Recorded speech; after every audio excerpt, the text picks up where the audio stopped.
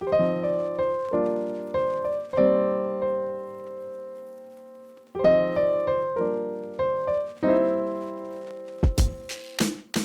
got Pablo again, a regular of the Push the Point channel. He is, dude, thank you so much. I feel, again, just, when I met you, when we met up at Birmingham, it was like, I felt like it was just meeting up with old pals. Nothing, and that's something that I feel very happy and humble about. That is, you know, you get to see people perform really well, and I had that when I went and saw Brody and Michael Fang in. I was like, oh god, I haven't really got to know them yet, and I'm like, oh, you guys are really good, and you have a little starstruck moment. But when I saw you and Daniel, I was just like, oh yeah, Pablo, man, how are you? It's just like, oh, I pals. already know these ones. Yeah, no, we've met, so they are not serious people. No. I can get along with these ones. Oh, are you winning again? Oh, good on you. No, dude, thank you so much for coming on. We've got a Bravo deck tech, and you've been very kind to bring on this in on our channel. You're also going to be doing this as well on your channel in Spanish? In Spanish, yeah. We are going to focus on content in Spanish. So I thought about doing it in English in another channel, and I thought, hey, what place would be better than, you know, what's the point? The first place I ever visited, and yes, you know, the ones that casted the entire tournament there, and had to bear with the eternal Hammer for 4, you know. So there you go. Thank you so much. We're very humbled. Shall we get into the deck tech? Bravo. You took that over to the all the way over to X2, and you got into the final against Icelander, which unfortunately met its inevitable end with the Storm Striders. But it was really close. You were like 30 health. Really close. Yeah, you were on 30 health, and he was on 8. I kind of walked away. I saw it was like, oh, you're both on 30. Walked away. I think I spoke to a couple of people. Turned around and he's on 8 health. You're on 30. I was like, whoa, my god, this is crazy. But yeah, Icelander managed to claw it back with just dragging cards out of your hand. What happened there? What was going on? It essentially boils down that he had several key pieces set up on the board. You know, he had 1 Frost Hex, he had 2 Insidious Chills, and once the Insidious Chills start working, they just time walk your opponent while he's taking damage. So he was able to regain the tempo there.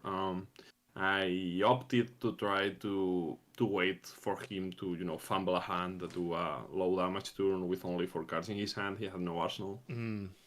But he hit like some extremely powerful turns for 4 card hands without arsenal, like E-Strike into Wounded Bull, and Winter's Bite into Red Icebane fused into, you know, Moon. I couldn't do anything. Like the life totals need to be, you know, extremely apart, but they are not always representative of a game against any wizard. Yeah, that is true. You can a wizard player. I know we're going to talk about Bravo, but a wizard player just ensure that 1 health is fine. As long as they're winning unless they're dead. That's what it feels like you're playing against a wizard. Yeah. But regardless, Bravo. You picked Bravo, the showstopper. Why did you pick Bravo? This is actually really easy to answer. As most people would know at this point, I'm playing with a team, my friends, the Sunflower Samurais. And we were testing really hard for this tournament. We were pretty sure of our deck choices like 2 weeks prior to the event. Then the Battle Hardened back in the US happened, and it changed it up everything. You know, yeah. Icelander was back on the menu. We saw a lot of Dormice. Lexi didn't perform as well as we thought. And we started, like, you know, changing our builds. I was originally going to play Usuri. And, you know, playing Usuri against a meta field of Dromice and Icelanders doesn't seem like a good choice. So I started brewing different things, testing different decks. I played like everything. I put a meme on Twitter because, you know, I had played like 8 decks across 2 weeks. Oh, wow. I was just like getting desperate, and 2 days before the tournament, I said, I'm going to I'm going to throw the towel here. I will just play whichever deck I'm most comfortable with. That happens to be Bravo. I have been a Bravo main since I started playing on the game, since I copied my first Kale McCreth's deck, you know. Oh, the old Kale McCreef, man. So yeah, I just took the good old Bravo, and I said, hey, I need to touch against something. What do I touch against? And I said, I'm going to destroy Lexi. I'm going to try to have the best deck possible to beat Lexi. Let's see if I can, try to win the mirrors and these slower matchups by playing like I have always done. And let's try to just, fatigue Lexi or put them in a thought spot because I have like this kind of opportunity to fatigue them. Usually Bravo wouldn't be as good as a choice during a tournament because he has a really bad Runeblade matchup. Being it either Viserai or Briar, they are like really bad matchups for him. But these two decks took quite a hit in the form of Warmonger's Diplomacy, the new card from Dusk Till Dawn. Yeah. So I expected my own Warmonger's Diplomacy to be really good in that game, and the fact that almost everyone and their mother was running Warmonger's Diplomacy on the room to make these Runeblade players swap to another deck. Yeah. I wasn't expecting much of them, and they weren't. No. Even if they got this new card, the Carapace, the new chest that blocks for 2 and 1, and it's really good against Bravo. There weren't much of them. I didn't play against a single Briar, and I only played against one Viserai. So... Oh wow! And yeah, well, we won't go on too much about the poor Runeblades, but yeah, it's not looking good. Anyway, let's go through some of the equipment choices. A lot of this for seasoned Flesh and Blood players. You're going to know what's kind of coming when it comes with Bravo, but if you're new, this could be very handy. So we've got the old classic here, Anathos. I do know that you got in the sideboard as well. You got Titan's Fist, which we'll go through the sideboard plan anyway, but those are your two weapon choices. You've got Anathos in your main board. How everyone organizes their deck is always a little bit different. So I look at this and I always go, oh, if it's on that top row, they're the ones you're always going to probably take most of the time, right? Unless there's something a bit different. Actually, I'm kind of a mess in everything I do at life, basically.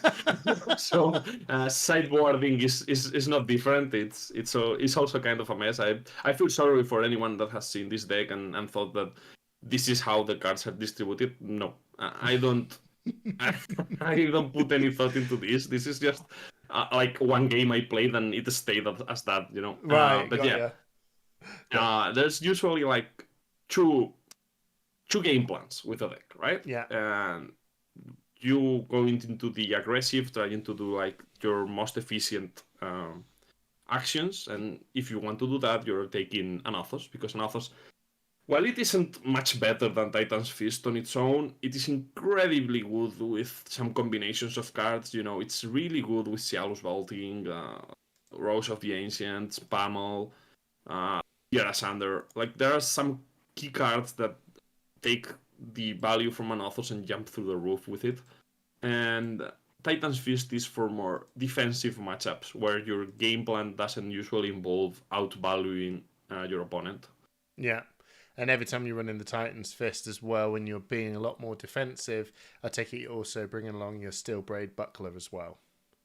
Yeah, so Steel Blade Buckler, there's not much a lot of things to say about it. It blocks for 2, then it blocks for 1, then it dies, and it has been like 3 free block for you. It's extremely good. As you have seen, most people call this the fridge. The fridge. The amount of armor you're bringing in every game.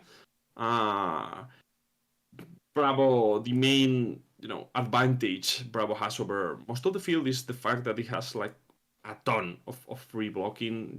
If you're bringing Steel Blade Buckler and Crown of Providence, Crater Fist, Tectonic Plating, you have like 13 free block on the board at the start of the game. that's a lot, you know. That's a lot of free lives over your opponents. Absolutely, it's like having so the Greatest Fist, so we'll go through some of these bits and bobs again. If you knew, this will be very handy. The Greatest Fist does have an action where you can pitch through to destroy it, and your next crush effect gets +2. Genuinely speaking, it's not something to completely and absolutely ignore, but 9 times out of 10 you're not using its action, you're just taking it because it's, again, like the buckler, blocks 2, blocks 1, right?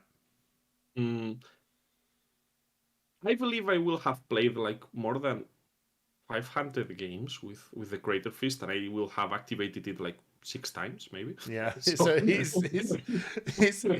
very, very, very, very rare. I imagine it's a little bit win more, right? You're in such a good spot that actually just pitching this to do +2 is, you're so winning. It's situations you may find yourself in a spot where it isn't bad to activate. Maybe it's free. Maybe you have a lot of blues in your hand, and that extra pressure helps you. But it usually blocks for 2 and 1. Blocking 3 is extremely, extremely good in Flesh and Blood, and in different parts of your equipment, different zones are have different values. Mm-hmm. So blocking 2 and 1 on the gloves is extremely good. Yeah, absolutely. Like, I believe the only equipment that it's clearly better is the Grasp of the Arknight, and we are probably talking about the top 5 equipments in the game there. Yeah. So there's no shame in being worse than Grasp of the Arknight. No, we've all got one. So speaking of which as well, we've also got the Crown of Providence that you mentioned as well. Another amazing piece of headgear. Is this deck is it going to be powered down massively if you don't have a Crown of Providence? You could play also the Arcanite Skull Cap. Yeah. It blocks for 2, then blocks for 1, then has AV3 if you're below your opponent's life total. I do prefer Crown of Providence though, because it allows you to high roll the game. Sometimes Bravo just high rolls and keeps throwing these extremely powerful dominated attacks that time walk you essentially and don't let you play. So having that 2 block on demand, not depending of your life totals, is very powerful. And as happened with other Guardians, especially with Oldhim, the main thing that can kill your tempo or kill you is drawing a full red hand. You're usually playing a deck with 40 blue, something along that number. Mm-hmm. So hitting a 4 red card hand is usually backbreaking. But you have this opportunity to swap one of them when you broke with Crown of Providence. It also protects you from all these pesky effects that destroy Arsenal, like Command and Conquer or Leave No Witnesses. So it is really good. It also allows you to Arsenal a bad blue card. It sometimes happens. You're drawing so many blue cards that not all of them are good on your Arsenal. We will talk about that a little bit later when we go through them. Mm-hmm. But being able to Arsenal like a really weak card, I don't know, blue debilitate. Yeah. And being able to swap it later in the game, it's extremely powerful. Yeah, absolutely. So yeah, if you have got one of these, obviously slot it into your deck. But if you are struggling and you're thinking price points, Crown of Providence is a little bit high, what's a good alternative? Starting point, I mean, if you're just going to start out for the game for the very first time, even just the other Guardian helmet that has Battle Worn Ice and Big Helm, I believe it's called the one from Welcome to Wrath. Yeah, it isn't that bad. No, but if you're very starting up doing that, if you want to upgrade to the next one and you're still struggling, like Pablo said, the Skull Cap is pretty good as well. But as Pablo explained, Crown of Providence has a lot of utility to it. Now, talking about the cheapest part of all of Bravo's equipment sleep is the legs. It is a very simple way of life with Bravo's legs. Iron Rod legs, not much to say about these ones. They offer 1 block, it is incredibly good to act as a breakpoint, for this kind of four strength attacks like arrows, like I don't know, snatch, Yeah. anything. Like it works really. It's much better than it seems at first glance. Block for one. It's really good. Obviously, it would be better if we had like boots that did something. These are like the most humble ones, but they do their job. I'm happy with them. Absolutely. And you got no boots on your side as well. Just it's the same, but in case there's Arcane, right?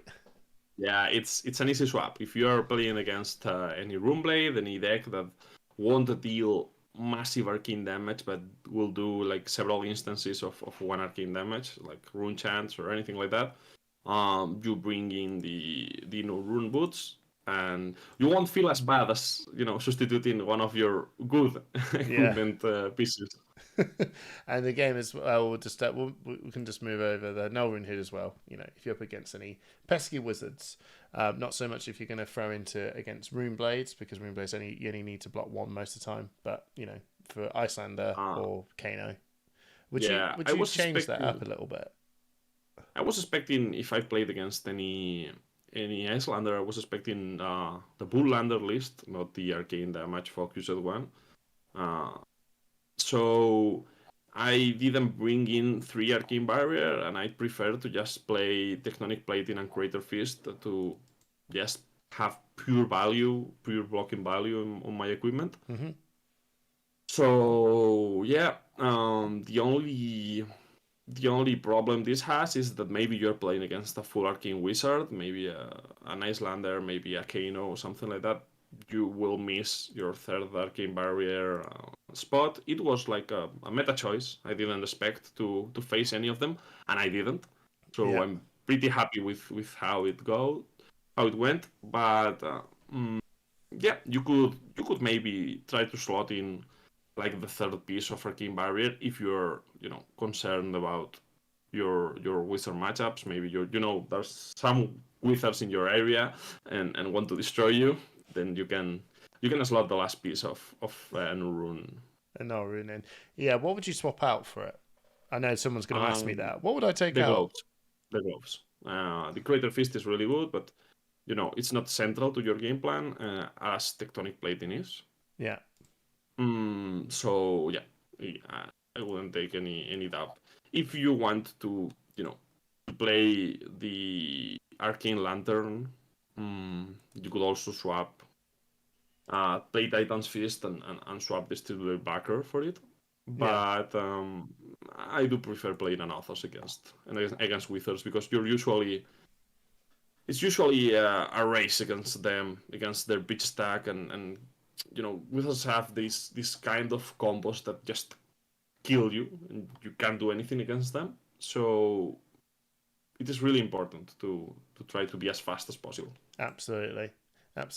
There you go. Right. And then we'll end this equipment suite on with a Tectonic Plating. So this is a very key piece of your whole equipment suite. It's a card that is never swapped out whatsoever. How come? It blocks for 2, then it blocks for 1, and it doesn't get destroyed. It's like the other pieces, but a little bit better, because it also allows you to use one of your extra resources to create Seismic Surge token. Seismic Surge token gives you 1 resource on your next turn to pay for a Guardian attack action. You cannot use them on your hammer, but you can use them to pay for a Crippling Crash or a Spinal Track. There's so many options. It is incredibly important, and it also allows you to pay for to pay with 1 blue, then have 2 resources floating, and then pitch another blue to swing for Anathos, and you can cover the Anathos additional clause to have 2 cards with cost 3 or greater, and it has like 6 strength instead of 4. You could also do it with Bravo's ability if you have, if you want, but you wouldn't get anything on your next turn. If you do that, you would just get lost. So it is pretty important to to be able to pitch like that. Yeah, it does enable those play patterns very well. It does with if you have those two cards in hand. I think a lot of the time before, when I was starting at my brother was playing Bravo, having tectonic plating, just that cost curve of everything, it just seems to all meld together very, very nicely. Just having that resource not lost. But originally, when you wanted to swing Anathos to 6 and you don't have tectonic plating, you just got to pointlessly make Bravo do a dominate, which does nothing, and then that's the only way you can do it. Doesn't feel as good. No, it doesn't nowhere near feel as good. But yeah, like you said, it's a very out of all the things you would say if you were starting up as a new player, and I say this to everyone doing a deck tech now, what would you say is the most important legendary piece of equipment to pick up first if you wanted to specifically play Bravo? I do think tectonic plating is like really cheap now. Yeah. Because we have this history packs where it got reprinted and it was like really, really cheap. I believe most of the deck is really cheap if you take out a few cards. It's a great entry point for new players. So yeah, I would buy tectonic plating first. Yeah. Okay. Cool. I know that Crown Providence is one of those very handy cards that you'll probably see in a lot of different decks. So that one does have a lot more bang for its buck when it comes to seeing lots of other heroes come out. You'll probably see Crown of Providence rock up on there. But if you love to pick up the Bravo deck, then yeah, listen to Pablo, Tectonic Plating. I also agree. I think that card's also one of the coolest cards in the game, personally. It's one of the coolest cards in the game. Yeah, it's amazing. Yeah, it is so cool. It's so cool. Right, let's get on with your main deck. I know that, again, you were saying that you're quite a disorganized man when it comes to the amount of cards in your sideboard and what's in your main board and so on. But let's go through some of the red cards. And I know that when I say the red cards, I'm actually also going to throw in the Starstruck within these red cards. I think that's a fair thing to do, right? Because it kind of fills that role of the powered red cards, right? And that's it does. Yeah, 100%. It also has this kind of upside where you can pitch it some turns, but yeah, it is essentially a card that you want to play every time that you see it. Oh, absolutely. Okay, so we'll go through the Guardian cards. We'll start off with the obvious, the card itself that is just so entrenched in what Bravo is. It's Crippling Crush. The big bonk. The big bonk. It's coming in for 7. It costs 7. Probably can cost 6 if you get the tectonic plating going. It comes in for 11. If it hits, Crush just randomly discards 2 cards. I mean, big hit, right? It is your most powerful card. There are some decks that can play around it, but most of them doesn't. And if you have 3 blues in your hand and you throw this Dominated to your opponent, he will usually take 8 damage and discard 2 cards, and the value of this card is through the roof. It's incredible.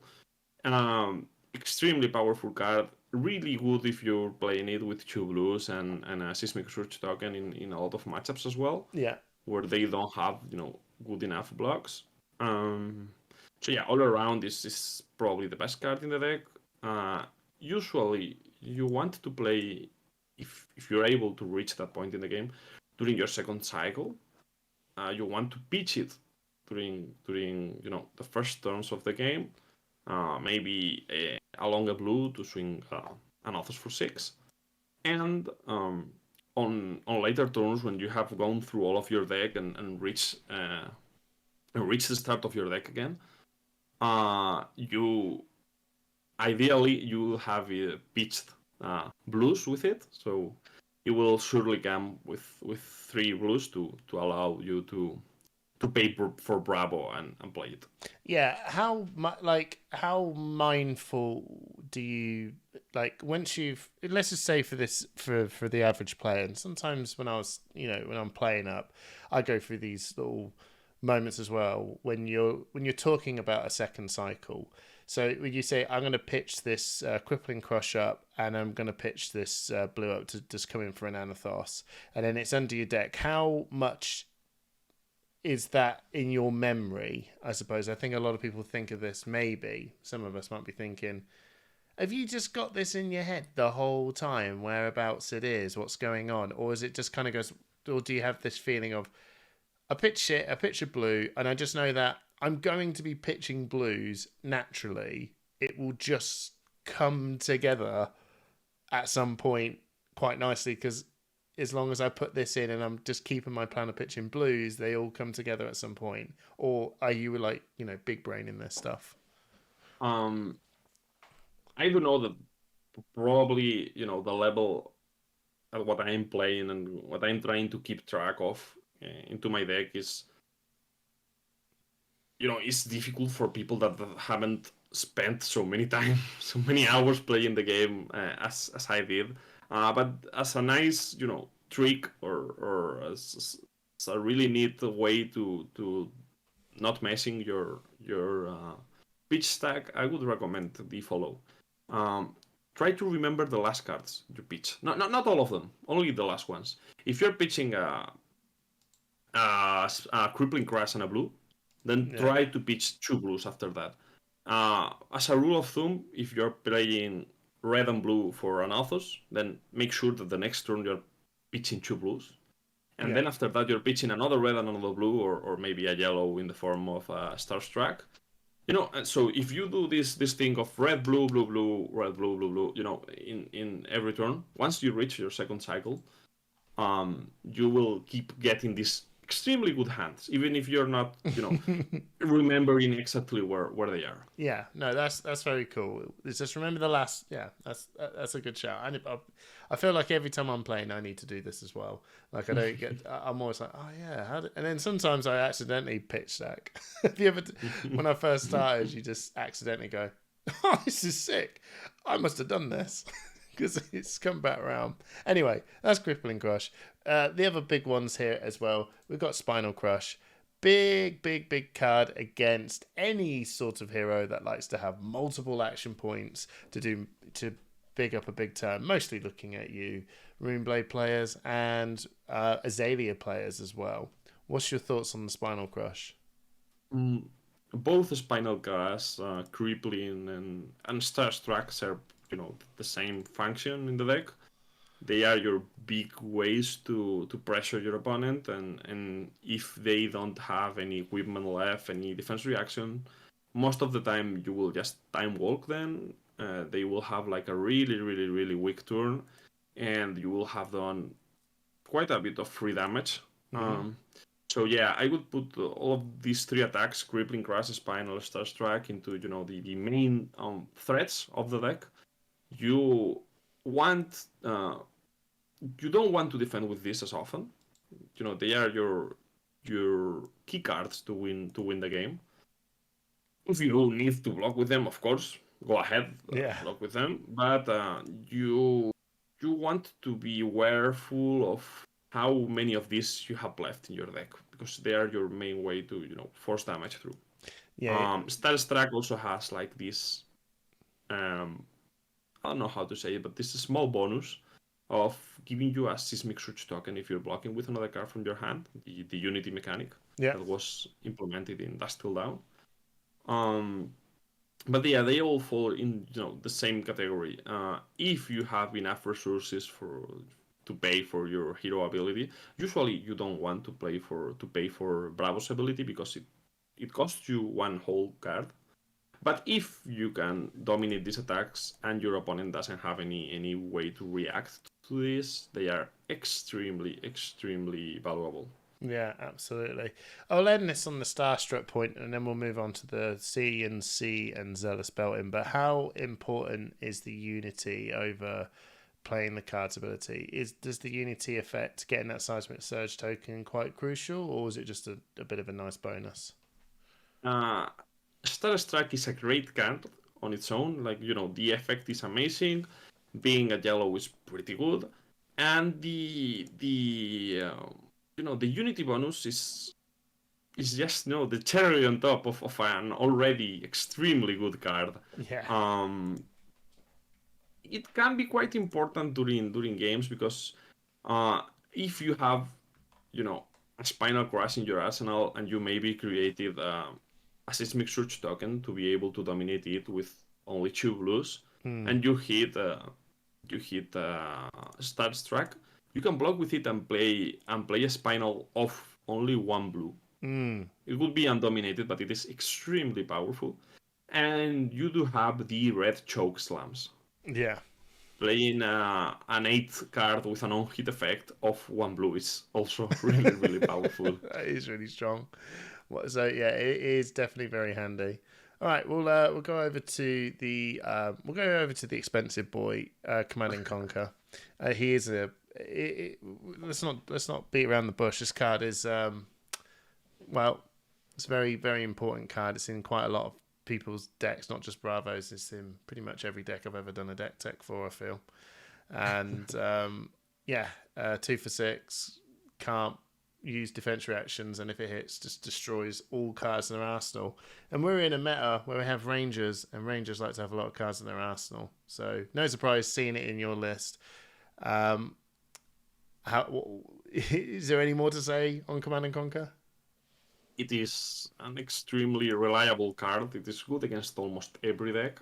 It blocks for 3, and it costs 2, which allows you to pitch a blue, create a Seismic Surge token, and then swing with Command and Conquer, and that gives you, a little nice bonus on an already pretty good card. It is really good against Rangers, as you have said, and it has one of the most powerful combos in the game with Pummel. Oh, CNC Pummel. About Pummel. It's not as good as in decks that have, Fyendal's Spring Tunic. Yeah. Because you can play it off only 1 blue and the Tunic. But it has to be respected. Even if it's, quite obvious that it's coming in your way. It is a play to respect. Oh yeah, it's something quite. It's nothing more awful than, like, this is the thing I love about Bravo, is that there is no subtlety in his moves. Right, you're not playing as Yuri or Dorinthia, right? That are gonna go, oh, you don't know what's coming. Bravo's like, no, you know what's coming, right? Can you deal with what's coming? And the answer is no, I can't. It's like, exactly, you can't. Bonk, and just get smacked on the head. That's the beautiful thing about Bravo. So would you say, since this is such a very crucial card, how important is having Command and Conquer in your deck? Is it a deal breaker if you don't have it? It isn't. It isn't as important as the other attacks in the deck. No. I do think every other red attack is probably barring Chokeslam. Right, Chokeslam is probably worse than CNC in this deck, but any other attack is worse than Command and Conquer. Yeah, no, understood. Sorry, it's better than Command and Conquer. Yeah. So it is a really nice card to have in your deck, but it is not, like you need to buy this to start playing the deck card. No, that's awesome. So would you say that there's just any other red, like maybe a red disable as a good alternative if you can't afford one? I would probably play either red disables or red debilitates. Because red debilitates are pretty good with Star Strike and Seismic Surge tokens. Awesome. There you go. And then we got cheeky Zealous belt in. So if you pitch this, if your attack, which is probably most likely higher than 5 when you pitch, because a lot of your blues are coming in for at least a minimum of 6, Zealous Belting will get go again. How come you put Zealous Belting in the deck? Zealous Belting is probably the best, value-wise turn Bravo has that doesn't require any setup. You only need 2 blues and the Zealous Belting, and you will come in for 5, then 6 with an Athos, and you will have a spare resource to create a Seismic Surge token to make your next turn a little bit better. So dealing 11 with 3 cards is already above rate, and getting a Seismic Surge makes it even better. It allows you to kill several dragons during one turn, or pressure someone and then kill an aura with Spectra. It is really, really powerful. Awesome. So a key card to put in. Obviously, you will be playing Zealous Belting when you're playing an Athos, and not when you're playing. Right. Okay. Titan's Fist, because it's a card that blocks for 2. As I have said, when you are trying to outvalue your opponent, you're playing Athos. And when you're playing more defensively, you're playing Titan's Fist. It blocks for 2, it doesn't pay for Titan's Fist, so it's a card that gets removed when you are not playing Athos. Okay, there you go. Good to know. Good to know as well. So, should we move over to the last 2 reds? I think it kind of goes without saying. Is the Fate for Scenes and the Sink Belows. These are, the defense reactions of all time. It's not really. They're just absolute staples of the game. Do you run all 6 of these defense reactions in your deck? Period. Most of the time, you're aiming to run both of them because they are extremely efficient. Not only blocking for 4, it's like better than blocking for 3 and winning you 1 life. It also allows you to hit breakpoints much easier and not using equipment on them. And they also have like this kind of extremely good effects to filter your hand or to prepare your deck. Fit for Sin allows you to basically scry 1 and choosing what you want on top of your deck. And Sink Below, Arsenal in Sink Below is one of the best ways to actually protect you from bad hands, because anytime it's like having another Crown of Providence. Anytime you can just block, play the Sink Below and swap your Kansi hand and try to get a good turn out of a full blue hand or full red hand. So it's an extremely powerful card. Both of them should be played constantly in your deck. There are several matchups where you don't want them, but in most matchups you will be playing both defense reactions. What matchups would you not want them? If you know you're against someone who will not attack you as often, or who will not depend on the damage of the attacks to go through to win the game. Yeah. So if you're up against a full Arcane Wizard, you don't want to play these cards. Or if you're against Dromai, you need to be really careful if you want to add these cards into your deck. They are not necessarily bad, but you need to be really careful because they are not poppers and they are really bad if you want to pitch them. Yeah. They can mess up your future turns. We have talked about how you do want to pitch some cards in some order to do some specific things on your second cycle. This can mess up your second cycle pretty bad. Yeah. So usually Bravo's game plan relies on playing during the first cycle, during the first, go through the deck. You want to play all of your red defense reactions, get them out of your deck, and then filter so you have only your really good attacks and a lot of blues to pay for them. And ideally, you will reach that game point with enough life to to pivot the tempo in your favor. So, as I have said, you need to be really careful with the defense reactions. Yeah, no, that's really powerful, but you need to be careful. That's fair enough. So, Bravos. We're now moving into what is probably the core base of Bravo. All these blues, and most of the time, is it fair to say that you're aiming to get blues that have this okay second ability about it, but most of the time they're just the blue block 3s that just function in your deck, right? So the thing that you care about on your blues is that they block for 3, as in any other deck, and that they cost 3 or more to pay for both Titan Fist and Athos. Both of them gets a bonus if you're pitching cards with cost 3 or more. So most of these cards can be grouped up in just one category, and that's blue attacks with 6 strength or more. Yeah. So all of these attacks serve the same function. They are poppers to play against the decks with the phantasmal keyword, and they are okay-ish attack to play if you get a full blue hand. Coming in for 8 with a full blue hand is not as bad as it sounds. Yeah. There are some exceptions among them. Macho Grande is pretty good to close out games because coming in for 7 For A to dominate is really good to close games, but most of them are just there to block and to pitch for other cards and to enable some of your cards like Zealous, Baltic, and Roast the Ancients. So you have like these two categories of blues, enablers, I don't know how to call them, cards that enable your plays in your deck and just there to, be the glue that holds your deck together. That's, this cost 3 more, power 6 more, block 3 attacks.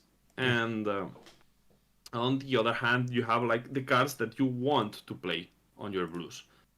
I am talking about Roast the Ancients. Roast the Ancients is an extremely powerful card. It usually is a 3-cost attack that comes for 0, but if you show cards in your hand with a strength combined of 13 or more, it comes for 7 go again, which is extremely, it's really good. extremely above rate, and it also combos up really nicely with Anathos. So you could do a 3 cards 13 turn, which is awesome. It's extremely powerful. It's very strong.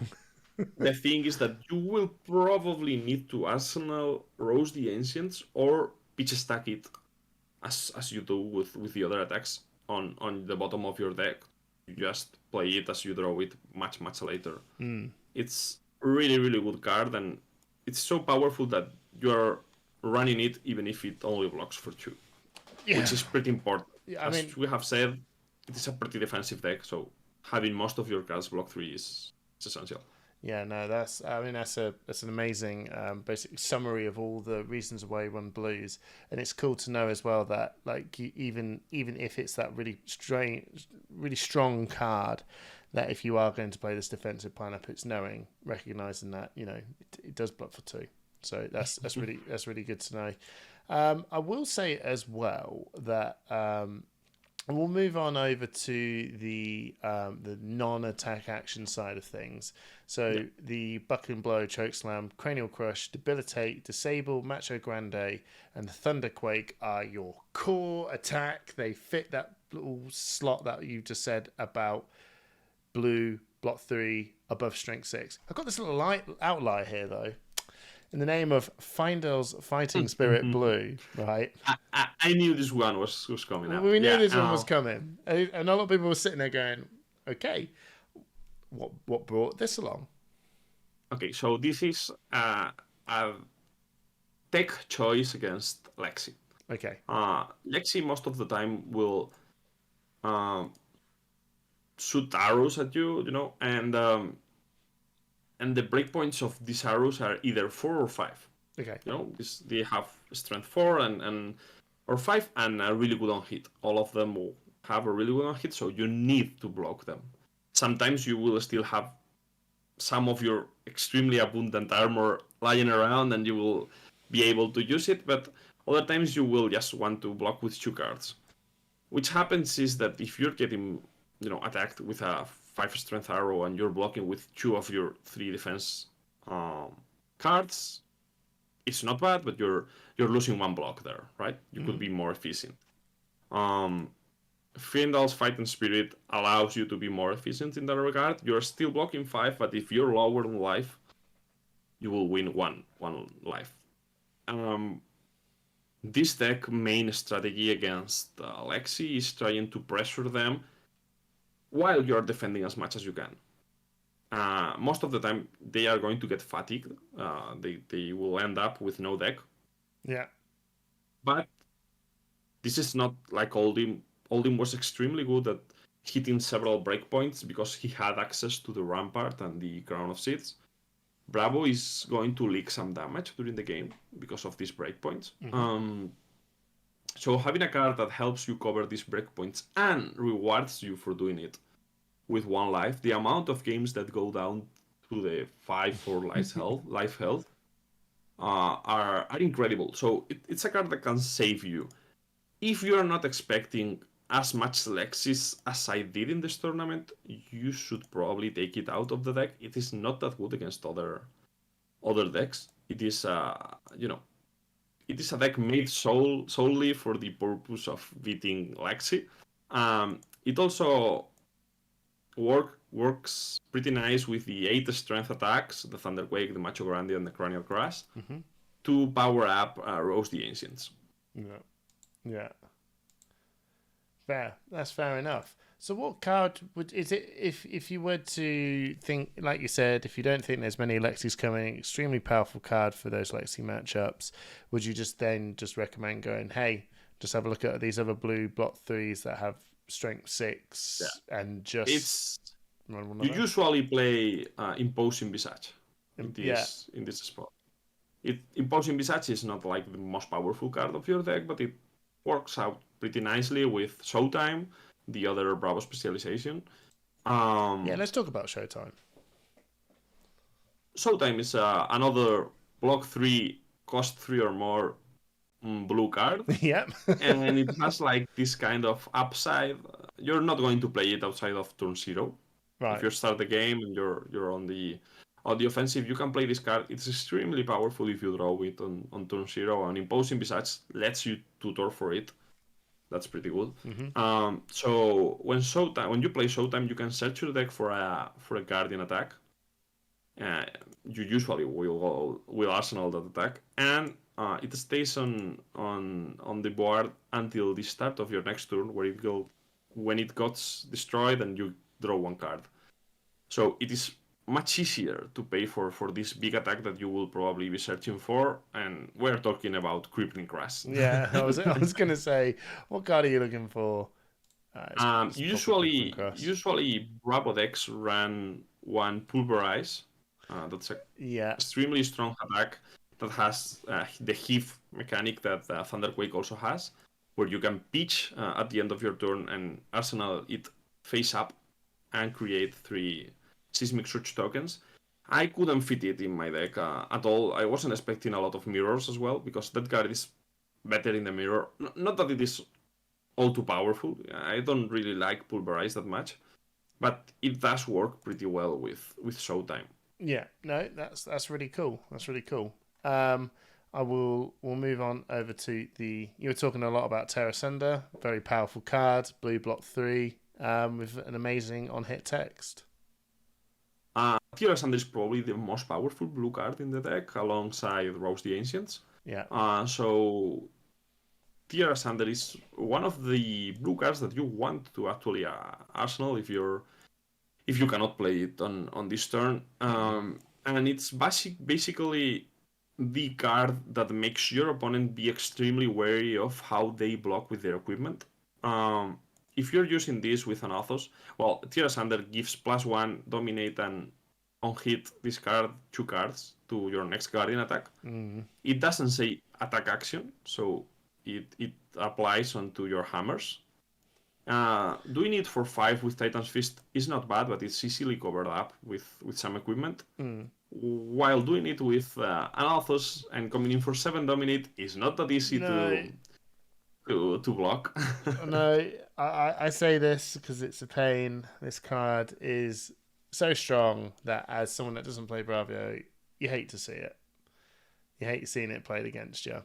And even then, I was just like, now, I mean, look at this artwork. This artwork's amazing. Everything about this card is just genuinely so cool. But yeah, it looks like a metal, metal album. A metal album cover. Oh, God, it's got to be one of the coolest cards that came out in Tales of Aria.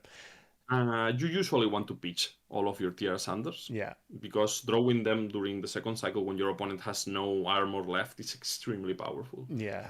I see a lot of the time, if you go back and watch the Tabletop 24 games, you see Pablo playing against Azuri and an Icelander. I'm not sure about how that Icelander went down, but I did cast the Azuri one, and yeah, you are playing and getting that into that second cycle, ready for that second load when it comes in, and yeah, it is at its finest, like Pablo said. When you've got no armor, and you're definitely going to be using it because there's crippling crushes and everything else flying your way, and it sucks. So Unmovable blue again. This flows into the blue. This one's a bit different though, but it's a defense reaction that blocks for 5. How handy is this card? It's another blue card with cost 3 or more for your hammers. Mm-hmm. But this card has the upside that it can be easily arsenaled. You know, you don't want to arsenal your backling blows or your debilitates.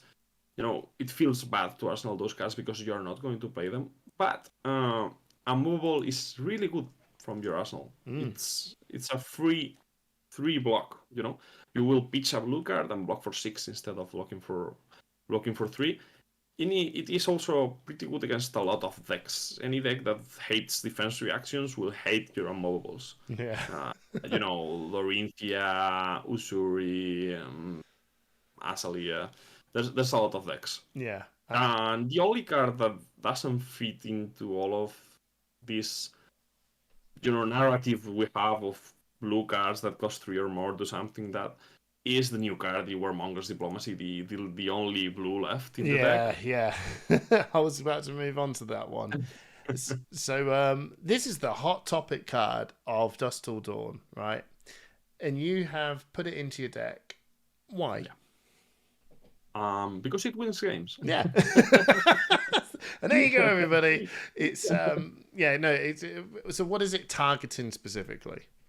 Well, you know, these cards only allows you and your opponent to choose one of its modes, be it war or peace. If you're choosing war, you can only play your only actions you can activate or play are attack actions or attack reactions and weapons. So this won't hurt you as much. You're always going to choose war. You will always throw a pretty big attack your opponent's way. What it does is forcing some decks to, you know, do some really strange things or just pass it over completely to you, just time walking them. So as I have said, Bravo has a really bad Runeblade matchup. Runeblade usually wants to combine both non-attack and attacks to perform their turns. Their whole decks are probably 30-30 on non-attacks and attacks. And they want both of them to activate Rosetta Thorn, which is extremely powerful. When you're playing a Warmonger's Diplomacy as you block with 3 cards, or maybe you block with 2 cards, play a Warmonger's and arsenal the last one. It essentially boils down to, if your opponent doesn't have an answer for Warmongers, if you're playing against Viserai, as I have said, I played against the Viserai during the tournament, it just buys you 1 turn time. If you play this card against Viserai, he will probably attack you for 4 and create 2 rune chants in the best case scenario. If he, what the Spellblade Assault, that one, because it's so has awkward. A Spellblade Assault, it will be his best possible turn, but Warmonger's Diplomacy usually wins games on the spot. It happened during my last round, I believe it was, game against Ernesto. He was playing Lexi, and if you play Warmonger's Diplomacy and they have a face down card on their arsenal, and that card is not an arrow, if it's an arrow, they can just attack you with that arrow, and it doesn't have go again, so it will end their turn unless they have the Snapdragons available. You're happy if they're playing the Snapdragons against you and not the boots that block for 2. So it essentially destroys your opponent's turn if they have a non-attack action. If they have an arrow, it will be an extremely below rate turn as well. But if they have a non-attack action, they won't be able to play that non-attack actions. They won't be able to activate Lexi to be able to use both New Horizon and Voltaire to do their usual turn cycle. So it's extremely powerful against Lexi, extremely powerful against Azalea. Azalea gets completely destroyed by this card. Yeah. If she has a non-attack action in her arsenal, she cannot do anything. It's tragic, isn't it? It's extremely powerful against Runeblades. So the ceiling on this card is really, really high, and the floor is it almost has no cost of including it in your deck. It's a blue, it blocks for 3. Yeah, it is bad that it costs 0 sometimes, but I would say it has earned its spot in the deck because it won't miss some games during the weekend. Awesome. Is it something that I will end it on this point as well? Is it something that you're trying to actively try and play out, or is it just sometimes a bit of a moment of going, I really don't have that much of a great turn anyway. Here you go. Here's a Warmongers. You're trying to play it when your opponent has an arsenal, be it a Runeblade or a Ranger.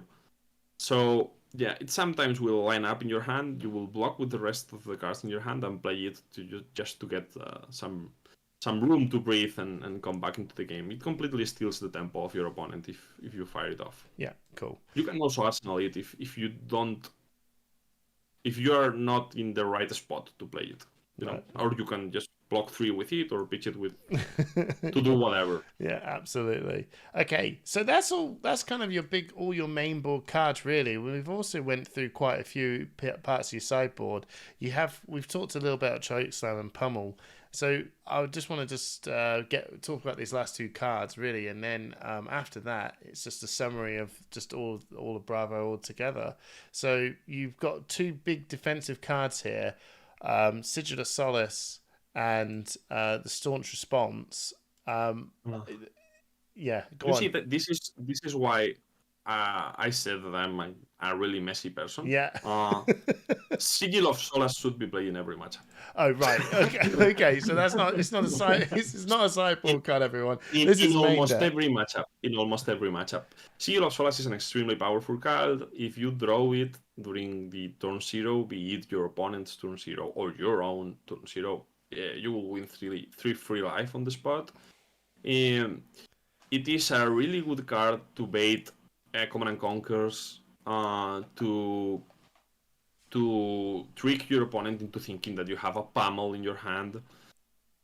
You know, it allows you to some really, really cool plays, and it is really good against Lexi as well. As we have said, Lexi usually comes in for Aru for 4, Aru for 4, Aru for 4, and you can't block them efficiently, right? With 4 cards in your hand. Yeah. While if you have a Sigil of Solace, you can block 3 on one of each of these arrows and then win 3 life. You know, it's like blocking 3, but distributed among all of them. You will win the life back. Of course, you will get the hit effects, but you know, it's a pretty powerful card all around. It is also really good against Codex of Frailty. If you have no cards left in your hand and your opponent plays a Codex of Frailty thinking that they will only get a free attack, you can play it from your arsenal and get a free attack, or if it's the last card in your hand and they are using the Codex of Frailty to get rid of that card, you can also play it as a response. Yeah. So it allows some interesting play patterns. Is it awkward though? It doesn't, in terms of it being a red, it being an instant. I know the blocking part doesn't matter because you're gaining 3. Is there moments where you are getting that tempo, and then you go, like Sigil? Really, I need I'm on the go here. Do you know what I mean? Yeah, it's not as good as drawing an attack when you're on the offensive side, but swinging a hammer for 6, gaining 3 life, and arsenaling 1 card is also a pretty good move. Yeah, it's a pretty good. Yeah, no, that's fair enough. And then the Staunch Response red. I take it this is such a massive defensive card. 2 for 7. I mean, it's probably unless someone's going to tell me otherwise. This has got to be the strongest. One of the strongest defenses in the game, like by far for its cost. There's like a 6 cost defense reaction from Everfest. Was it a Dynasty? I believe it's from Dynasty. There's like a 6 cost to block 13 defense reaction, something like that. Okay, but yeah, cost to defense ratio.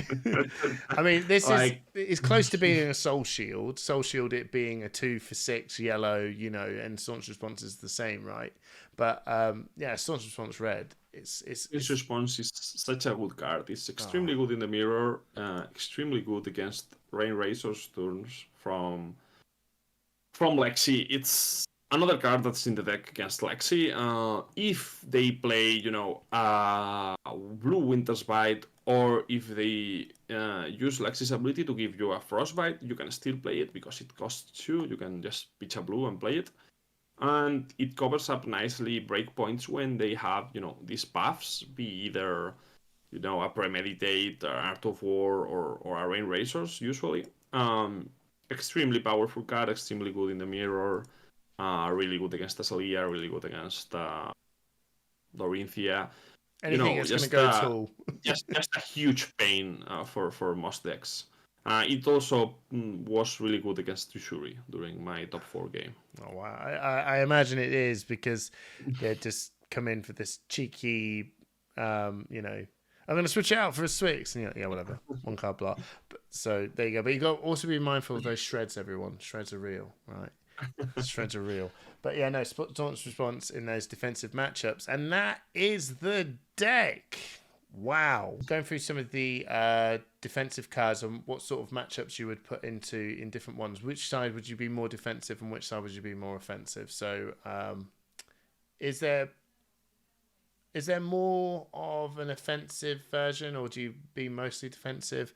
Just round it up into who would you be more defensive and more offensive, I guess. So, against Assassins, Rangers, Runeblades, you want to be defensive. You want to bring those big reacts, Seal of Solace, Fate for Sins, Buckler and Titan's Fist, and removing Zealous Belting from your deck. So remove those Zealous Beltings and those Rounds of the Ancients. And Rose of the Ancients stay because it's a blue. Yeah, sure. If we have more room on the sideboard, we will have a blue which blocks for 3, but we don't. So we'll have to play Rouse. And usually when you're playing these games, and even if you're not actively trying to fatigue your opponent, you will reach that game state most of the time, because throwing these undominated attacks like Crippling Crash, Spinal, Starstruck usually demands a full block from your opponent, all the 4 cards. So much of the time you're fatiguing them through damage or through on-hit effects, right? You're also blocking a lot, of course. You're not holding. You don't have access to this Earth React, Crown of Providence, Rampart combo to have infinite cards in your deck. So you will probably want to play 64 or 66 cards in your deck to make sure that you don't get fatigued by your opponent. There are some Lexis that are playing, the Abyssal Quiver that lets you recover 3 arrows. They will be playing close to 70 cards, maybe sometimes. So just having more cards, the main deck that we're looking at has 60 cards. If you remove the Zealous Belting, you go down to 57. And then you can add the Staunch Response, the Sigil of Solace, and the Choke Slam to go up to 66. And you will have a pretty nice deck to play against them. All right, cool. On the matchups where you want to be on the offensive side, it's the opposite. You want to play 60 cards. You want to be as lean and as efficient as possible. So you will remove these defense reactions. Yeah. And add Pummels and Sigil of Solace, maybe. The deck is not built all that good to be on the offensive side. It's more like a defensive deck, but you do have the option to switch between game plans. You want to be aggressive against any deck that can set up something on the board or has a better late game than you. I'm talking about Mechanologist, Wizards, Mechanologist and Wizards. People that are just going to be like you said, they've got a really good end game move about them. What about Androma as well? Droma is a really interesting matchup. Okay. That'll be a setup hero. Droma doesn't play like the other decks in the game. Your sideboarding against Illusionists is quite different. You're also playing the offensive side against Prism. If you play against the Prism, bless you if you're playing against Prism, because that is not a good matchup for you. No. Against Droma, you want to bring in all of your poppers so you will be playing all the ones you already have in the deck and the Chokeslam. Yeah.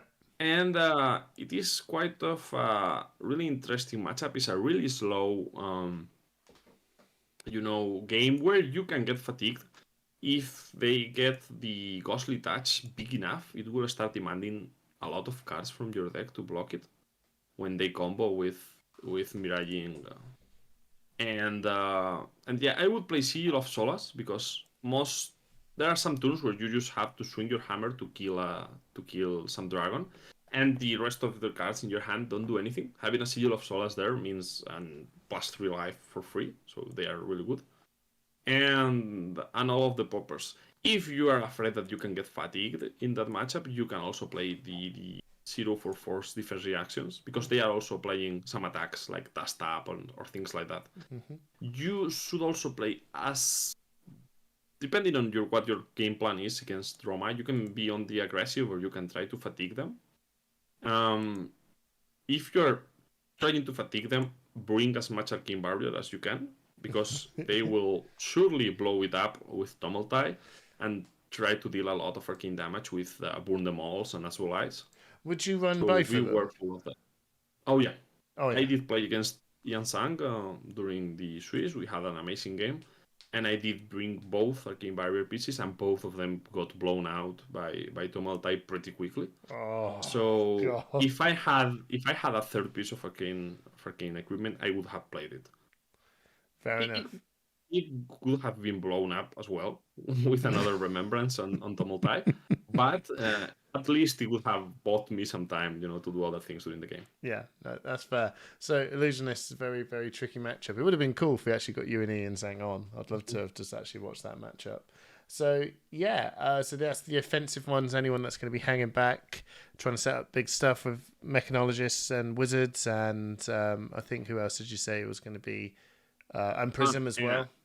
Yeah, and for the Guardian matchup, it is a pretty strange one. You could play maybe you would want to play all the cards in your deck, but that is really bad for your blue ratios. Yeah. You don't want to get stuck with a full red hand. I don't know. I could go off by the feeling.